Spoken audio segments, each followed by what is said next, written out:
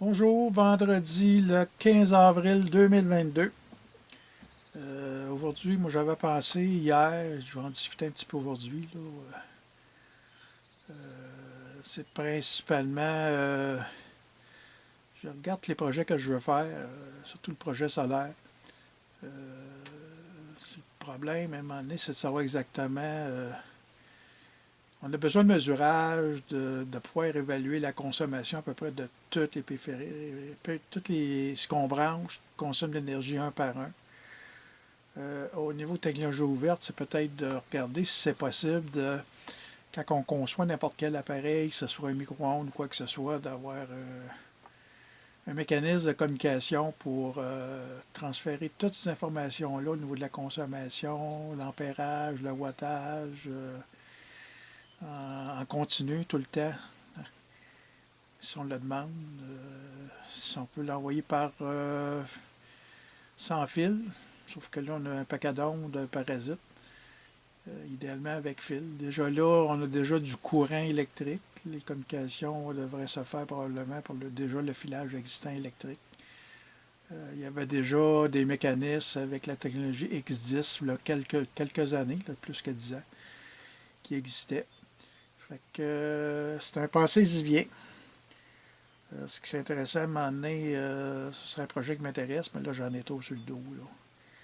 C'est sûr qu'à court terme, regarde, j'ai des panneaux solaires. Il faudrait que je sache idéalement chaque panneau, combien quelle tension qu'il génère à vide ou en charge. Le courant, à partir de là, on peut calculer la puissance générée puis l'énergie l'énergie emmagasinée. On a au niveau des panneaux solaires aussi une station météo qui permet de voir les rayons UV, la force du soleil, puis faire un parallèle peut-être entre le rayonnement solaire puis l'énergie qui est emmagasinée. L'autre parallèle qui peut être fait aussi, c'est que côté c'est que les panneaux solaires vont envoyer l'énergie à un petit boîtier de connexion, branchement, qui vont aller à un chargeur pour les batteries. Le chargeur, lui, garde, va se mettre en marche. Il est capable de générer assez de courant pour alimenter les batteries. Il faut que les panneaux solaires soient à une tension plus élevée que les batteries elles-mêmes. Comme j'ai un système de batterie à 48 volts, il faut que ça aille au 52 volts avant de pouvoir envoyer l'électricité aux batteries pour les remplir. Là, il y a une chose qui est faite, les panneaux peuvent générer une certaine puissance, une certaine énergie, mais quand les batteries sont pleines, le chargeur, regarde, il va arrêter de charger des batteries. Là. Fait que est-ce qu'il y a moyen aussi de rapatrier l'énergie, faire d'autres choses avec ça, un autre chargeur, d'autres types de batteries? Je me rends compte qu'il y a énormément de potentiel possible avec les panneaux solaires. Si on regarde les spécifications, ils sont efficaces à 20%. Fait que si on était capable d'augmenter jusqu'à 100%, ça serait énorme. L'emmagasinage d'énergie, ben, c'est rendu excessivement cher. Fait que j'ai reçu un prix, ça revenait pour 30 kW, 9000 canadiens. Fait que livré tout. Ça revient à 300 du kilowatt, ce qui est pas donné. 300 du kilowatt, ce qui n'est pas donné.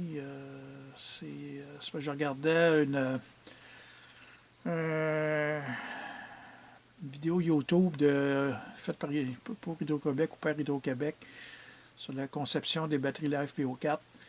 Il disait qu'il était rendu à peu près un coût de fabrication en bas de 200 proche de 200 du kilowattheure, alors que il visait normalement atteindre en dedans d'un an ou deux 100 kWh, 100 du 100 kWh. Fait que si on passe de 100 à 300, il y a 200 quelque part qui ça va où cet argent-là, je ne sais pas. C'est sûr que fabriquer des batteries, c'est une chose.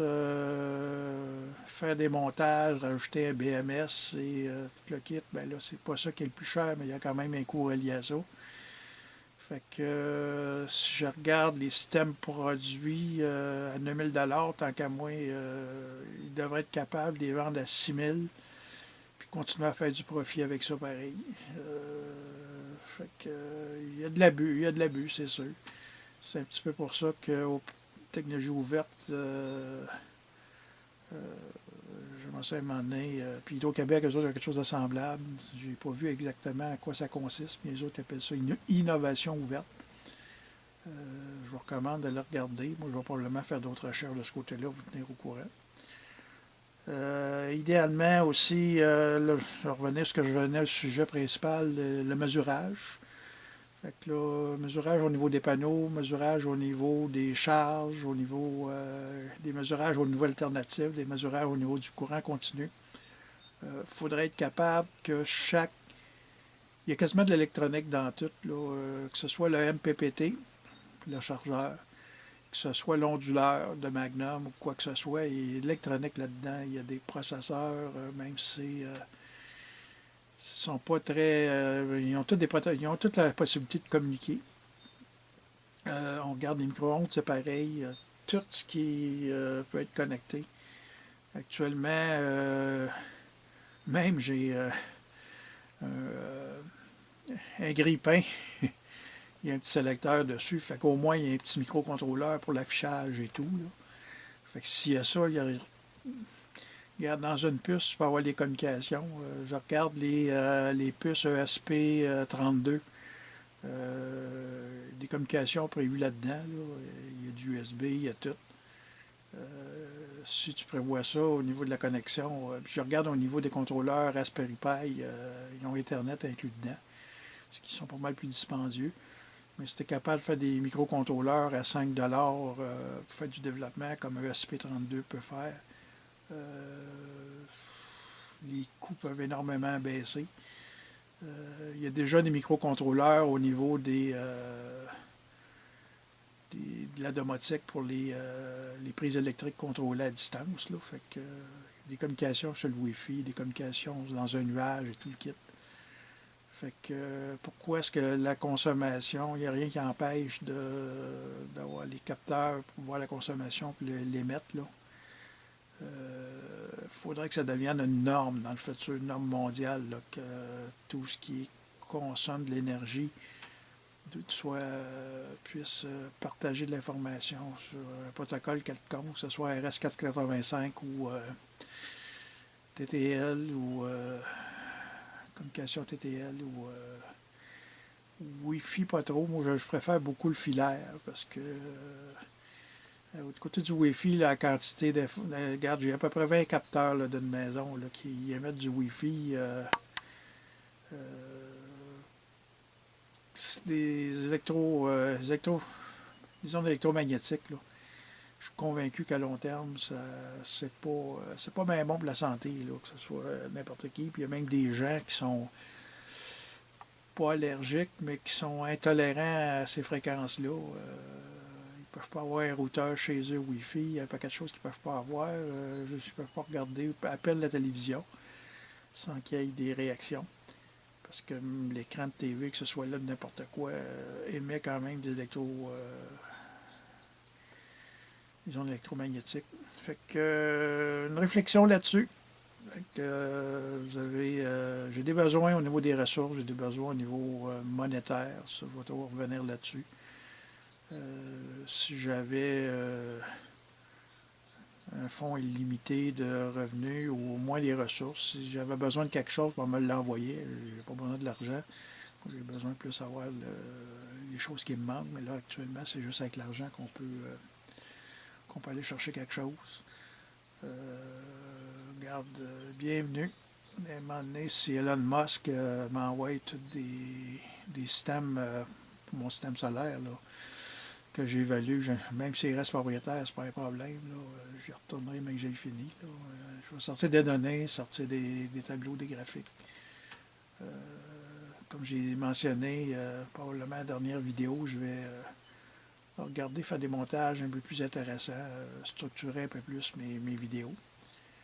Je me donne comme objectif probablement au début mai d'être capable de sortir Les vidéos que je sors actuellement, c'est plus comme un blog.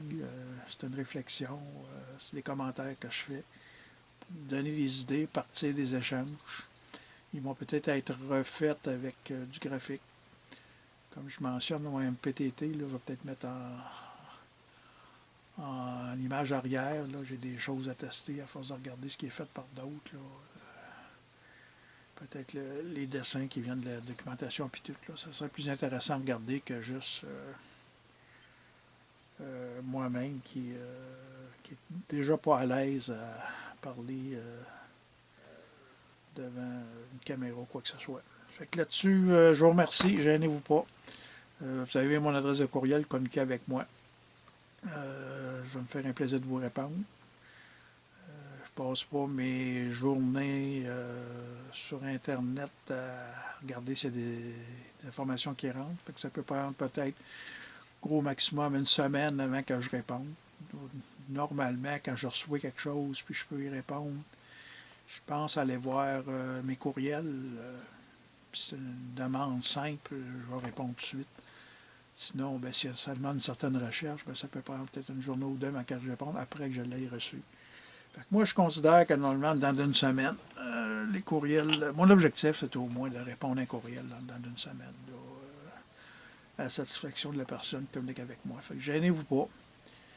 Puis, vous avez des choses à un moment donné que vous voulez lancer de votre bord qui vont peut-être m'aider dans mes développements, ben gênez-vous pas. Fait que là-dessus, je vous remercie. Ça va être assez pour aujourd'hui. Merci.